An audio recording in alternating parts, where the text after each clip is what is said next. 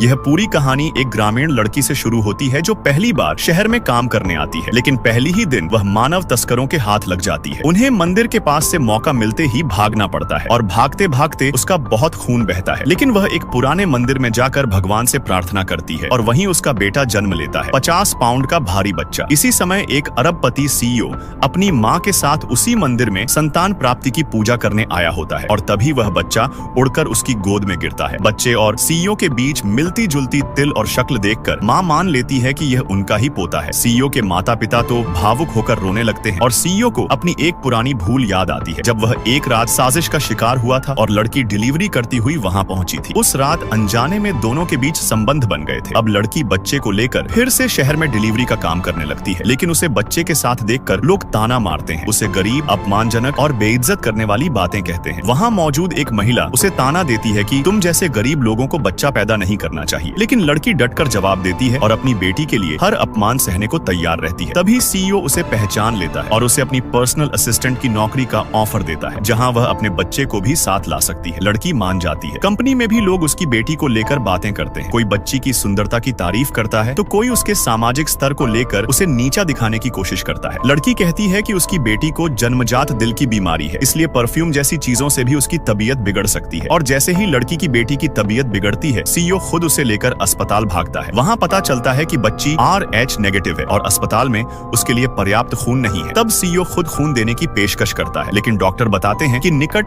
रक्त संबंधियों से खून नहीं लिया जा सकता और यही सच सामने आता है। वह बच्ची वास्तव में सीईओ की ही बेटी है। अब सब कुछ साफ हो जाता है। इसी बीच लड़की के कुछ रिश्तेदार वहाँ पहुँचते हैं और उसे जबरदस्ती घर ले जाने की कोशिश करते हैं। वे कहते हैं कि शादी की तारीख तय हो गई है और लड़की को घर वापस चलना चाहिए, चाहे उसकी इच्छा हो या नहीं। वो लोग धमकी देते हैं, लेकिन लड़की अपनी बेटी को बचाने के लिए रोती है और मदद की गुहार लगाती है। कोई कहता है कि बच्ची को परिवार वाले ले गए हैं क्योंकि अब वह नहीं बचेगी।